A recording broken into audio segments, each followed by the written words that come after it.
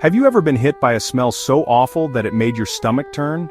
We all have those odors that instantly trigger a negative reaction, whether it's the smell of old gym socks, something rotten in the fridge, or the lingering scent of sewage. But have you ever stopped to wonder why these smells are so universally unpleasant? Today, we're diving into the fascinating science behind stink to understand why bad smells make us feel so, well, terrible. Our ancestors relied on their noses to detect danger. The ability to sniff out rotten food which could contain harmful bacteria and toxins, or the scent of a predator, was crucial for staying alive. This is why our brains are hardwired to recognize certain smells as warning signs. So, how does our nose actually detect these smells? It all starts with tiny odor molecules floating in the air. When we inhale, these molecules travel up into our nasal cavity and bind to specialized sensory cells called olfactory receptor neurons. There are hundreds of different types of these receptors, each designed to detect specific types of odor molecules.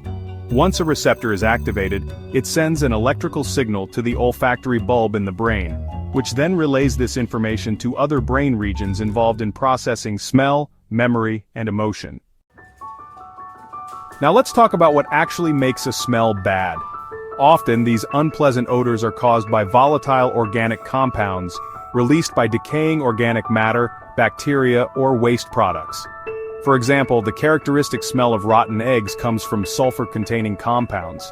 Foot odor is caused by bacteria on our skin breaking down sweat and producing volatile fatty acids like butyric acid. Our brains have learned to associate these specific chemical signatures with things that could be harmful to us. When our brain receives the signal that we've encountered a bad smell, it doesn't just register it neutrally. It triggers a cascade of reactions, often involving the limbic system, which is responsible for emotions and memories. This can lead to feelings of disgust, which is an evolutionary emotion designed to protect us from contamination and disease. In some cases, particularly with very strong or offensive odors, this can even trigger the gag reflex or feelings of nausea, preparing the body to expel potentially harmful substances. While many bad smells seem to be universally recognized as unpleasant due to our shared evolutionary history, there can also be some cultural influences on our perception of odors. What might be considered a delicacy in one culture could be offensive in another. However, the core aversion to smells associated with decay, waste, and potential disease tends to be quite consistent across different societies. So, while we might not enjoy encountering bad smells, it's important to remember that this aversion plays a crucial role in our health and survival.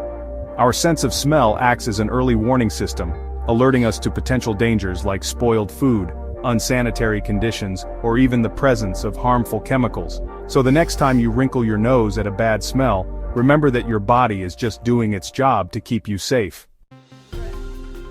What smells do you find the most disgusting? Are there any bad smells that you actually don't mind? Share your stinky stories in the comments below. And if you enjoyed this exploration into the science of stink, be sure to like this video and subscribe for more fascinating insights into the world around us.